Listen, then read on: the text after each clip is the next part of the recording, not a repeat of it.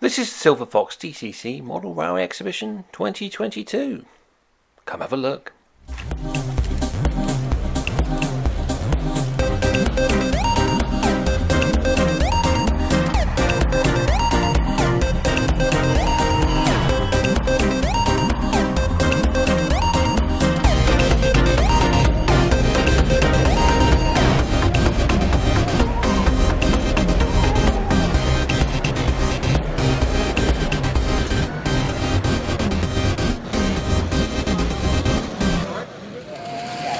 Walking into the exhibition, and we're greeted by the club's Thomas the Tank Engine layout. On the outside loop is Thomas, and on the inside, zooming around, is Percy. The layout is just two simple loops with no point work, all DCC controlled.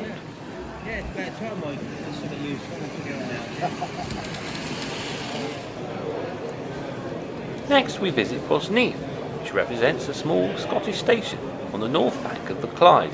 That is the terminus of an imagined branch line from the West Highland Line at Gairloch Head, and is set in the mid-1970s. Here we see Class 27032 shunting some empty fish vans off its train that it's just brought into the terminus. After spotting its vans in a siding, it returns to its coaches, ready for the return journey.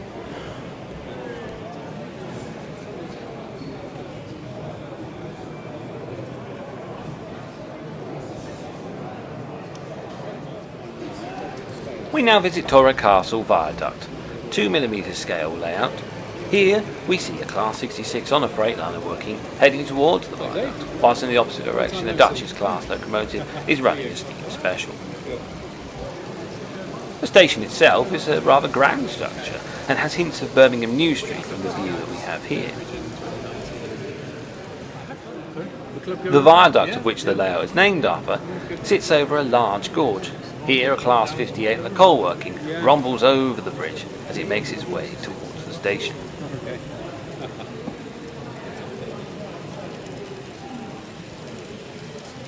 As the 58 approaches the station, we see a GBRF Class 66 sat in the opposite direction blocking the level crossing, with some blue circle cement vans in tow. A short while later, and to the relief of the drivers at the level crossing I'm sure, the Class 66 moves off over the viaduct. In the opposite direction, a South West Trains Class 159 DMU passes towards the station.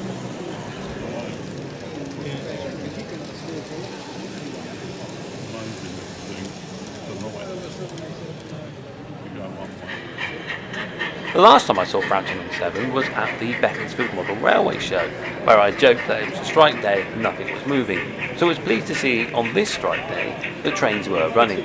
Here Collect 56 Class 6644 pulls into the station. Frampton-on-Severn is actually a delightful little layout to look at, and I'm glad I've had the second chance to get a proper view. Here I'm panning around, just showing you the general look of the layout. I particularly enjoy the dairy. I think it looks pretty smart. Here, 42XX Class 4266 now departs the station with a small working of two coaches. I'm not sure who done the DCC sound for this loco. It's superb.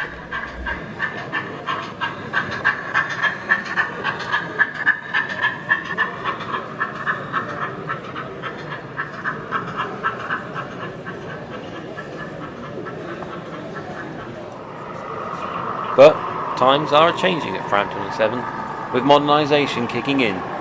Here a first generation DMU railcar arrives on the bay platform.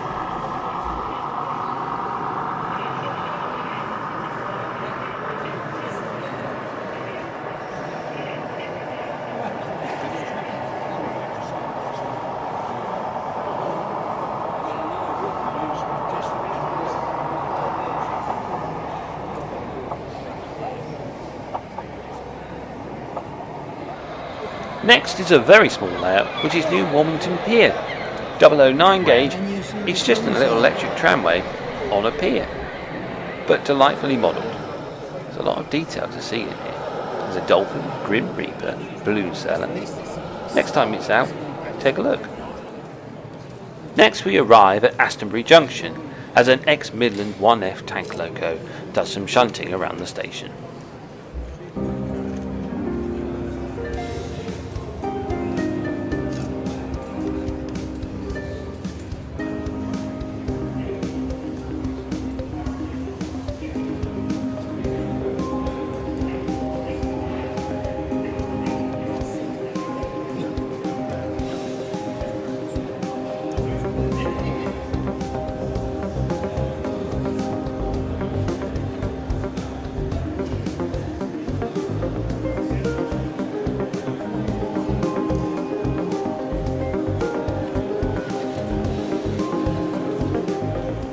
As the loco pulls clear of the points, the signal changes.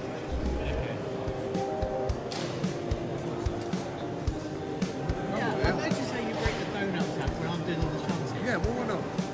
Exactly. Somewhere there should be some wipes. I bought some wipes.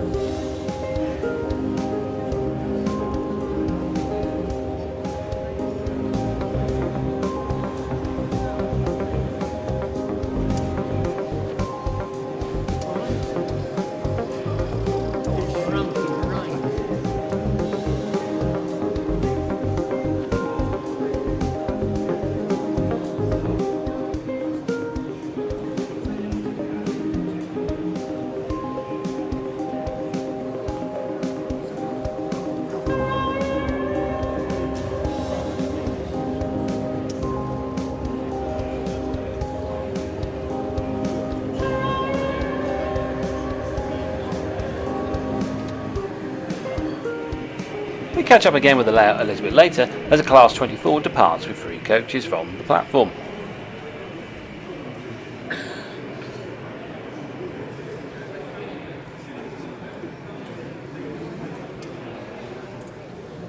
With the platform now clear, a Derby lightweight DMU now makes its way towards the station.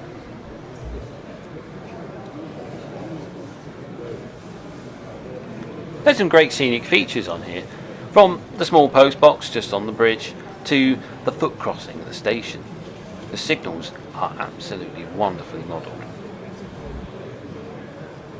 I also particularly like the use of the grounded van body on the station platform. I assume it's used as stores for the station.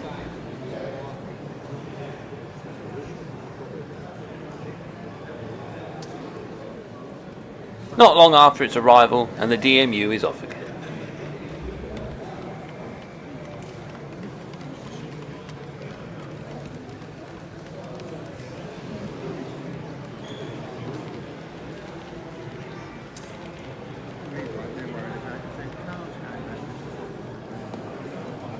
And now we come to a layout where the trains are not the main attraction. A remote depot in OO gauge is highly concentrated on small OO scale remote control vehicles, and they're absolutely fantastic. I missed the opportunity of seeing this layout a few years ago at Worley. It was so crowded I didn't even know it was there, and I was absolutely gutted when I saw it in someone else's YouTube video and realised that I hadn't had the opportunity to see it in the flesh. Well, now I have, and I'm glad I did, because we were here for ages watching this layout. As you can see from the footage, there are so many different vehicles on here, and it's just brilliant to watch. The operation of 3 people working what I can assume is about 4 foot by 2 foot of scenic baseboard is highly intense, but absolutely great, really entertaining.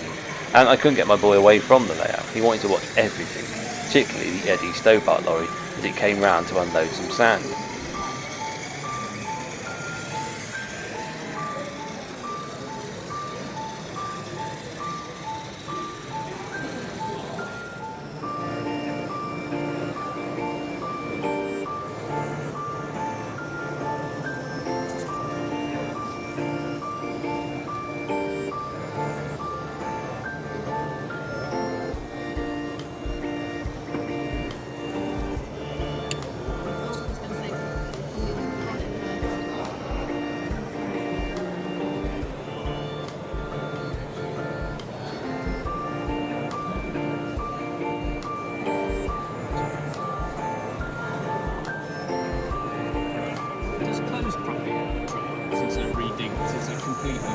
Not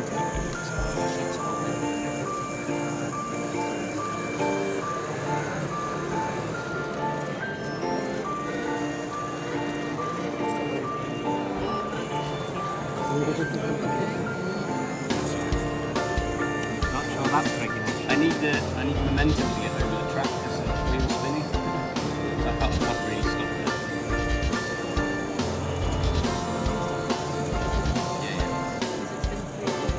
Tried it first.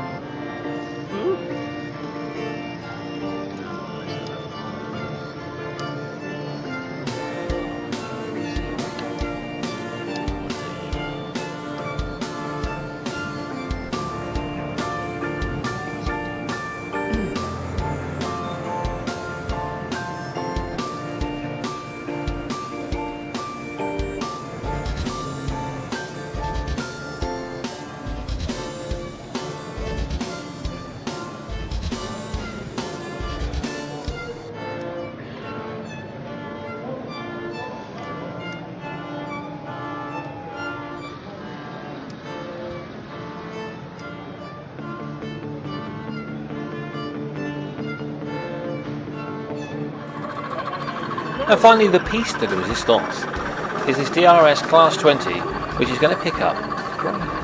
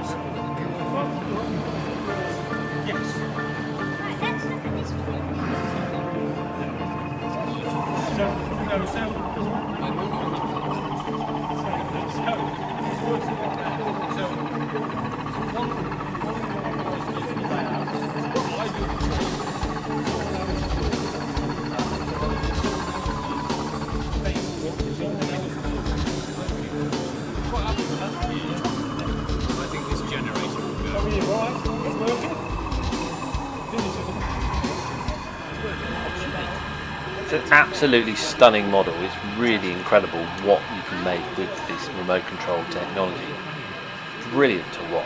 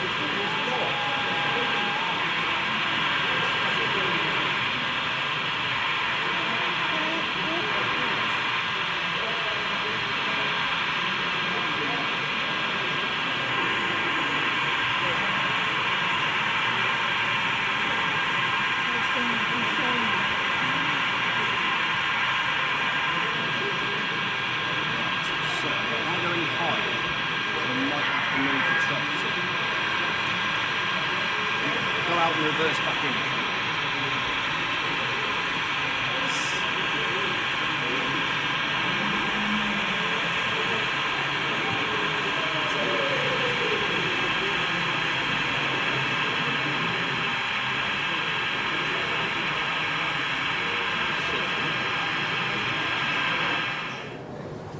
Next up is Eastbridge in Oakston. Here we see an LMS Ginty shunting some coal trucks and then running round to pick up its towed brake van, which is borrowed from the GWR. Should be about it. Forward very slowly. Yeah, okay. The loco is DCC sound fitted, as you can hear.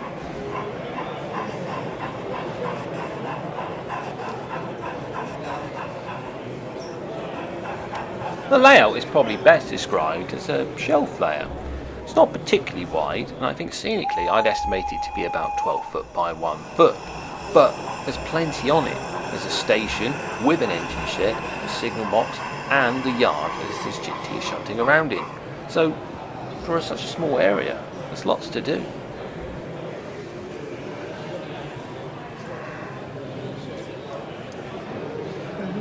I think so. Go forward slowly. It should catch. Oh. Yeah, it is now. With the help of the shunter's hand, there's a bit of trouble connecting the Ginty to the brake van, but eventually it hooks up and moves off towards the station platform.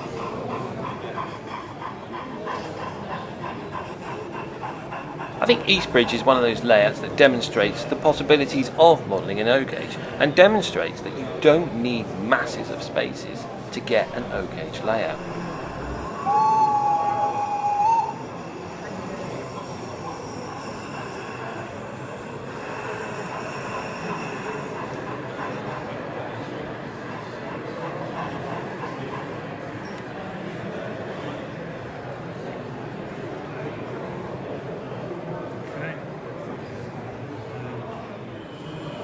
Next is the layout I have previously described as the motorhead of my exhibition experiences. It's Fenny Stratford. I think this is now probably the 5th time I've seen this layout, but I never get bored of it.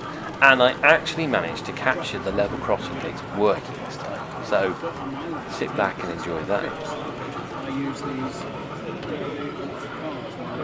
If you want to see more of this wonderful layout, then check my other videos out. There's the Milton Keynes model show that I went to this year, the Northampton and District model show last year, and another Milton Keynes show I think back in 2020, just before, you couldn't have exhibitions. Likewise, if you have enjoyed this video and you want to see more like this, then please click the like button and the subscribe button. I'm always going to shows and I'm always happy to put these videos up on here, and it's great to know that people out there like you are enjoying watching it. Next up in N-Gauge is a Barry-inspired scrapyard. You might recognise this layout because it was used on the cover of Model Rail magazine not too long ago. It's a simple little layout. There's a loop where you can see this LMS Ibert running around, and then to the right of it is the Barry-inspired scrapyard. Plenty of very old Graham Farish models that have been rusted up looking for scrap, and it looks brilliant, to be honest. It's more of a diorama than a layout, but it is really superb to look at. You may have also spotted some of the brilliant animatic features on here, such as the welder's torch flashing away in the goods shed there, or the smoking chimneys that were on the other side of the layout.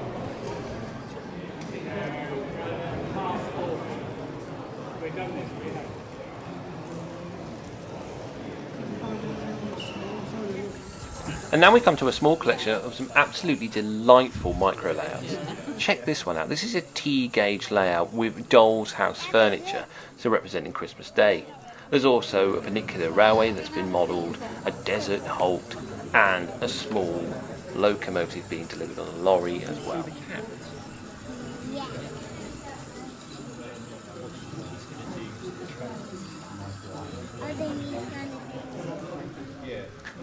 Now we skip across the pond to this N-scale layout of Squaw Falls. I do like American railroads. There's something about them that's quite interesting.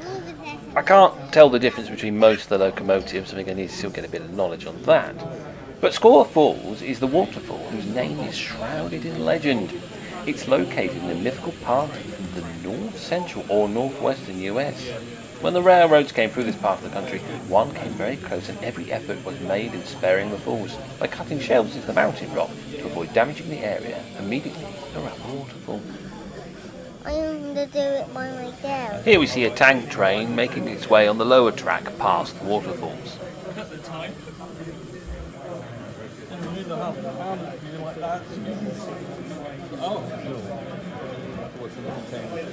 Do it when it's gone through the double distortion. Next up is Oakston, an 00 gauge layout on roughly, I guess, a 6 foot by 4 foot board. I must apologise for the slightly shaky footage. My assistant was rather insistent on filming this layout. We return to the western region for Penpol Quay, which is a 7mm fine scale layout set in the 1950s on British Railways western region. The layout was formerly owned by recently deceased Luton MRC member Alistair George and is exhibited here today in his honour. Penpol Quay is a small Cornish quay on the River Quay and gets its name from the Penpol Creek, halfway between Lochbethel and Quay. Its position upstream from the major clay port of Quay means that the Penpol Quay deals only with the smaller coasters involved with the shipping of China clay to other parts of the country and the continent. All the large ocean-going vessels being dealt with at Quay.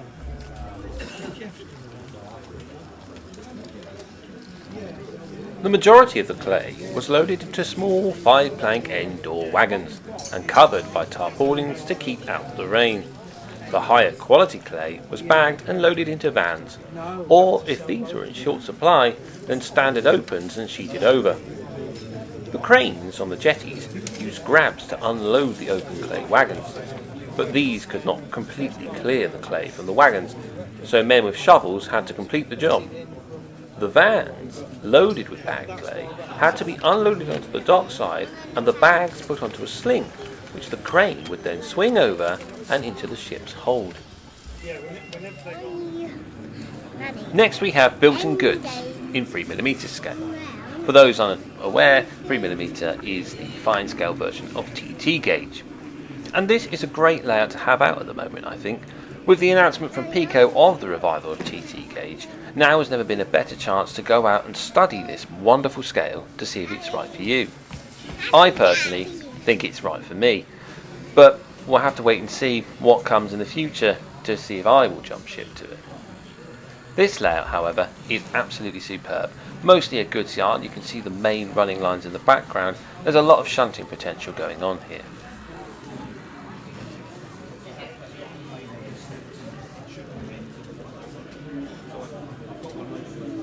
As you can see from the overview, there's a lot more track squeezed into here than what you'd get with 00 gauge, so that's another plus point for TT. But not only that, there's still a wealth of scenic detail which can be lost in N-gauge. Don't get me wrong, I think N-gauge can be scenically modelled well, but it's working in that really small scale that's going to destroy your eyesight eventually.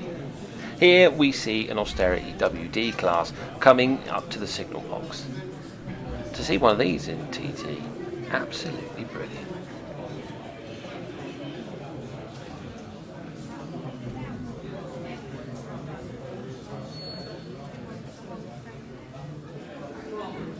Across the way from the 3mm gauge layout is an actual TT gauge layout. But what surprised me most was that this is an American Railroad TT gauge. So to be modelled this side of the pond is very rare indeed, and I wasn't even aware that there was TT scale American Railroad products. The layout itself is great. It's just a little switching layout, and here we can see a switcher moving a boxcar around. The owner of the layout had a small placard on the side of the layout giving a little bit of information, and the majority of the buildings on here are all scratch built. When you look how many there is, that's very impressive. Although I do have a feeling that that diner in the foreground there started life as a Triang BR Mark I suburban coach.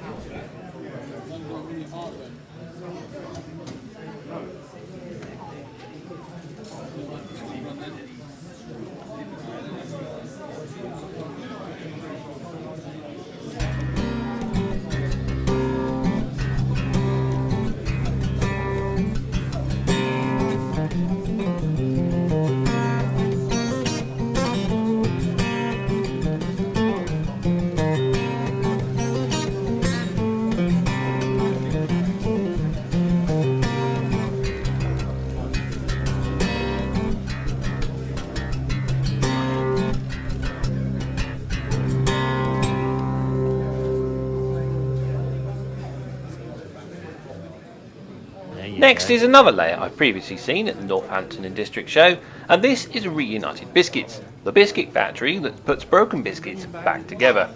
Here we see a familiar blue tank engine that you may have seen at the beginning of the video, shunting his coaches back towards the platform.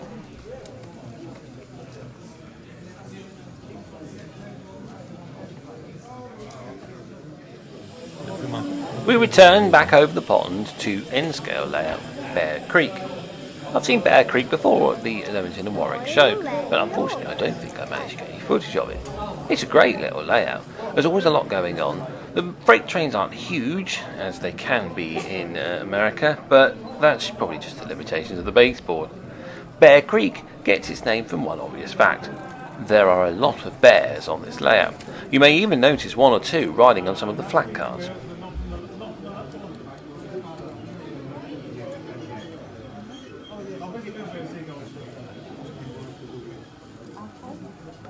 Here we see a pair of Canadian Pacific Rail locomotives pulling a short manifest train through the area. And as I said, keep a lookout for bears.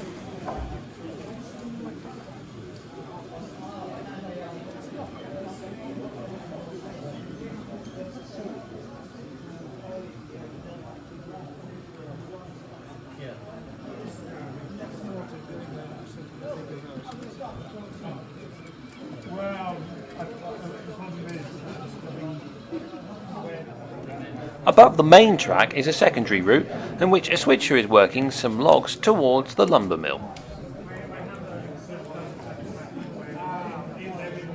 You're in for rent? Yeah. Always good to mess about with somebody else, it sounds nice. And before we leave Bear Creek, we see BC Rail 3901 pulling some grain cars through the station area. Oh, they're talking to me at the time, yeah. I'm saying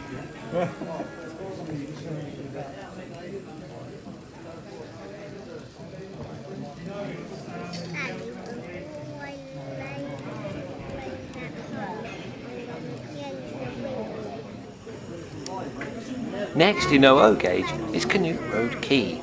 Here we can see a USA tank locomotive shunting around in the yard. It's a USA tank. Barely even There you go. see it. Well, the USA tank. Was it made in the USA? There we were, actually, yeah.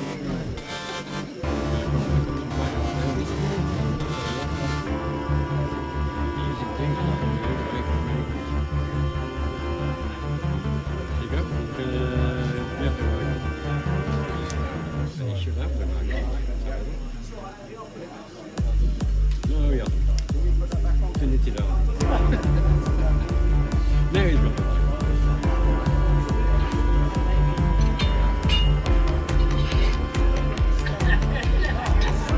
Thank you. Fireman's spoken.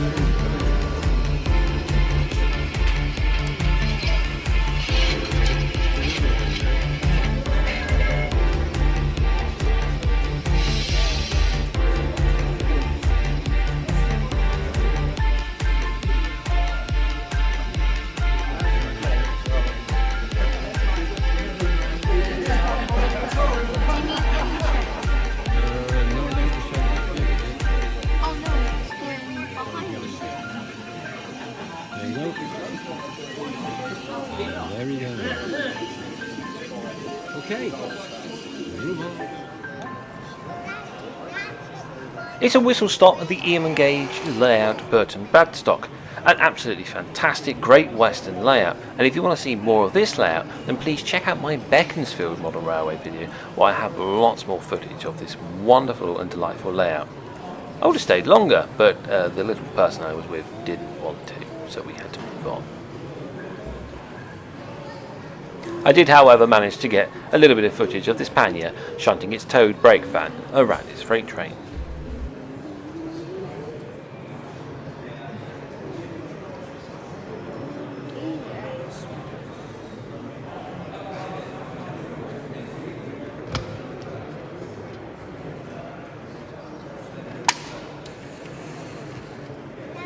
actually was my And the designer final layer of designed- the show that we got to built a see model was of this the, N-gauge Walmington model of Hayling Island on Station. the Sausage Railway Here we can see a terrier Road. running round its train.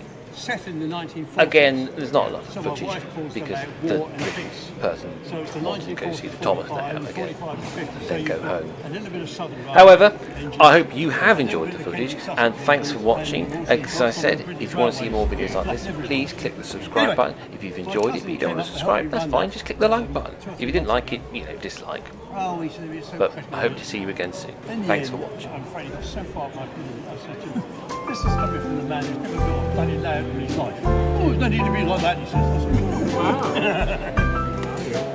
That's Thames Road. Thames. Yes, yeah. Have you been on it? Yes. Yeah. Brilliant. Lovely. We've been layout. through to North. Yep. Yeah. Oh, you go through the podium. I think we went to Nordic. Well, he starts at Tenterden,